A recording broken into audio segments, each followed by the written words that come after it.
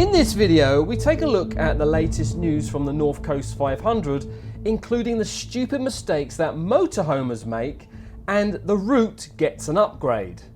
Hello all and welcome to Motorhome and Campervan News.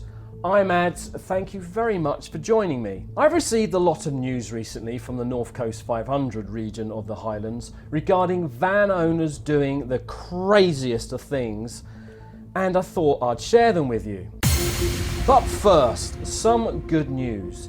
The NC500 has been upgraded with a new £200,000 facility block along the route at Gaelic Beach in Westeros. Supported by the Highland Council and Visit Scotland, the new modern facilities were built to help with visitor demand and offers disabled access, toilets, showers and baby changing, but also fresh water, a drive over grey waste point and a black waste point. There's no mention of the charges of showers or water, and I assume you can't stay overnight there.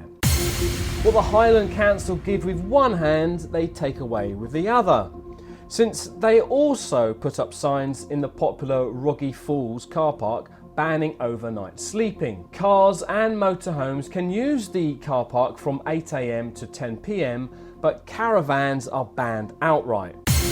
The Highlands Access Ranger service may have been scrapped, but they still managed to spot a large motorhome on farmland. Signs on the entrance gate warn people of livestock, but the owner of the huge 7.5-metre motorhome not only drove all four wheels onto the soft ground, getting the motorhome stuck up to its floor, but they also let their dog run around off the lead. There's also a sign stating authorised vehicles only, which they completely ignored and were reluctant to call a recovery service to tow them out. The Rangers say that this behaviour is idiotic, saying that these photos depict what could have been a scenario for an Access Ranger training course. Not only does a farmer have the right by law to shoot any dog stressing out livestock, but unless you have permission, you can't park anywhere you like in a motorhome or in a car,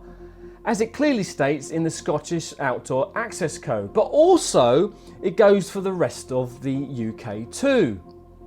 Remember, you don't wild camp in a motorhome. A local who lives directly on the NC500 was stunned when a campervan stopped outside his house and knocked on his door.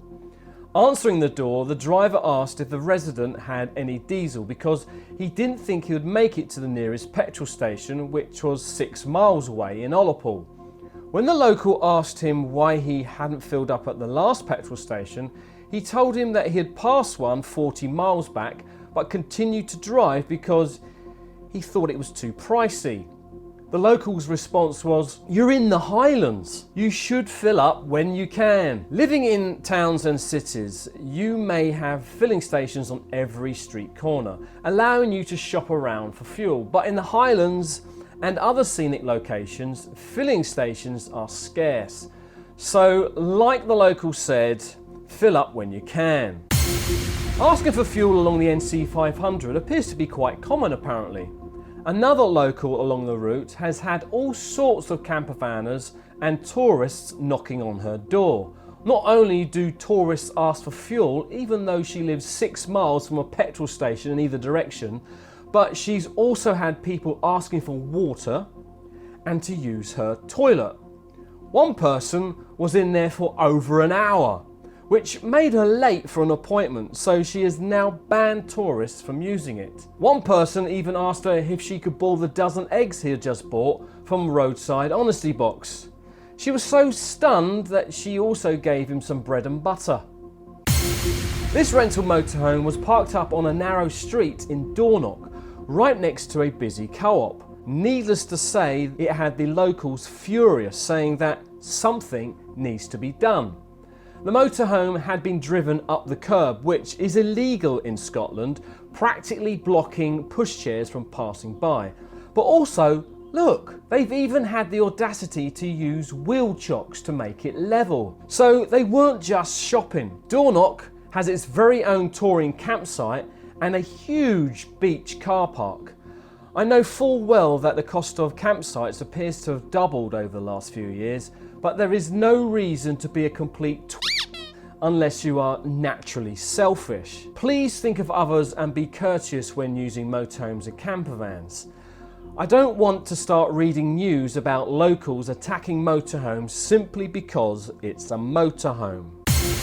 Locals on the North Coast 500 have caught a man dumping his waste in a drain in Dornoch. They took photos, asked him what he was doing and reported him to the authorities. The local states that he had been seen with a cassette in his hands dumping toilet waste, but I really can't believe someone would actually do that, especially with a campsite nearby. He also emptied his grey waste because you can still see the bubbles in the drain. A local said, "There is a feeling of, here we go again. This guy is just pig ignorant. He clearly doesn't care about what he's doing or the impact it has, but he's not the only one and we're only in April. The season hasn't even kicked off properly yet. Everyone up here is absolutely tired and fed up of all this. Something has to be done." There used to be a team of Rangers patrolling the Highlands and the NC500, but no longer due to funding. In 2023, the Rangers reported a total of 8,657 outdoor toileting incidents, which is a 16% increase from the previous year. That's all toileting incidents, not just involving motorhomes. If that's not enough, a local walking their dog came across this skid mark in the countryside not too far away from a new £3.1 million motorhome facility. That is the dried up contents of a toilet cassette still smelling of Please, please, please don't empty your toilet waste or grey waste into drains, public toilets or anywhere in the countryside. You never know, one day the government might actually listen to locals and ban motorhomes from touring Scotland. They are already banning them from certain locations like I've already mentioned. And here's a few useful tips. Don't use your onboard toilet. Plan ahead, use public toilets instead and take a spare cassette with you. There are many attractions worth seeing on the North Coast 500, such as distilleries, petrol stations and motorhome service points. But one businesswoman has set up a roadside honesty bakery box. The Crumbs Cake Cupboard is run by a local baker and her children, selling tray bakes, cupcakes, cheesecakes, giant cookies and sausage rolls. I'm starting to feel a bit hungry now.